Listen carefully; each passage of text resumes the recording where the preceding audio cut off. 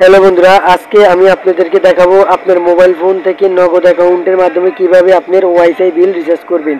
Recharge করার সাথে সাথে আপনি ইন্টারনেট কানেকশন দেখতে পারবেন এবং ইন্টারনেট কানেকশন ব্যবহার করতে পারবেন। তো বন্ধুরা, রিচার্জ করার জন্য আপনি প্রথমে আপনার নগদ অ্যাকাউন্টে অবশ্যই পাসওয়ার্ড এবং পিনকোডটি লগ ইন করে নেবেন। লগ ইন করার পর আপনি দেখতেছেন যে এখানে লেখা আছে যে ইন্টারনেট বিল, ঠিক আছে, অথবা লিখবেন যে বিল প্লে।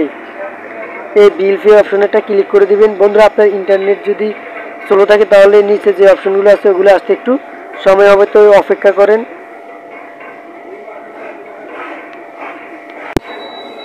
তো বন্ধুরা, দেখতেছেন যে আমার নিচের যে অপশনগুলো এগুলো সব চলে এসেছে। তো আমরা এখান থেকে রিচার্জ করব। তো যেহেতু আমরা ইন্টারনেট রিচার্জ করব, এখানে দেখতেছেন যে ইন্টারনেট অপশন, এই ইন্টারনেট অপশন একটা ক্লিক করতে হবে। তো বন্ধুরা, ইন্টারনেট অপশনে ক্লিক করে দিবেন। ক্লিক করে দেওয়ার পরে নিচের দিকে একটু স্ক্রল করবেন। স্ক্রল করার পরে আপনি যে ইন্টারনেট ব্যবহার করেন, কোন ব্র্যান্ডের ইন্টারনেট ব্যবহার করেন তা এখান থেকে চয়েস করে নেবেন। এখানে অনেকগুলো ইন্টারনেট ব্র্যান্ডের নাম আছে। তা আমরা যেহেতু গ্রাম অঞ্চলের মানুষ, তো আমরা যেহেতু সাধারণত কার্নিভালে ব্যবহার করি। তো এখানে দেখতেছেন যে কার্নিভাল অপশন চলে এসেছে। তো কার্নিভালের উপরে একটা ক্লিক করে দিবেন। কার্নিভালের উপরে ক্লিক করার পরে এখানে দেখতেছেন যে কার্নিভাল, তারপরে নিচে দেখতেছেন যে ইউজার আইডি। তো ইউজার আইডিতে আপনি আপনার ওয়াইফাইতে চলে যাবেন। ওয়াইফাইতে চলে যাওয়ার পরে দেখবেন যে ইউজার আইডি লেখা আছে। আমি একটু দেখিয়ে দিচ্ছি, অপেক্ষা করুন। বন্ধুরা, আমাদের ওয়াইফাই ড্যাশবোর্ডে আসার পরে এখানে দেখতেছেন যে ইউজার আইডি এখানে দেখাচ্ছে, ঠিক আছে। আপনি জাস্ট এই ইউজার আইডিটা এখান থেকে কপি করে নেবেন, ঠিক আছে।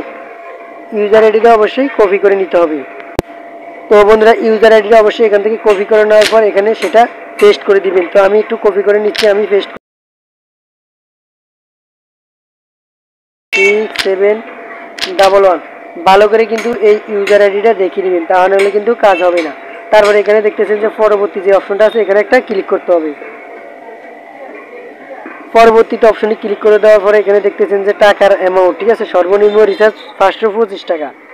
তারপরে এখানে দেখতেছেন যে গ্রাহক আইডি, অবশ্যই আপনার গ্রাহক আইডিটা দেখে নেবেন, অর্থাৎ যে ইউজার আইডি ওটা দেখে নেবেন। তারপরে এখানে দেখতেছেন যে বিলস রেফারেন্সের নাম, আপনি চাইলে এখানে আপনার একটা নাম দিয়ে দিতে পারেন, তার না দিলেও নাই। আপনি এখান থেকে 525 টাকা, অর্থাৎ আপনি কত টাকার রিচার্জ চালান অথবা কত টাকার ইন্টারনেট চালান সেটা এখানে দিয়ে দিবেন।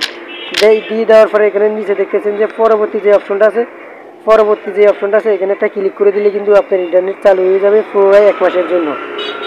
তো বন্ধুরা, আজকের এই ভিডিওটা ভালো লাগলে অবশ্যই চ্যানেলটাকে সাবস্ক্রাইব করবেন এবং একটা লাইক দিয়ে পাশে থাকবেন। ধন্যবাদ সকলকে।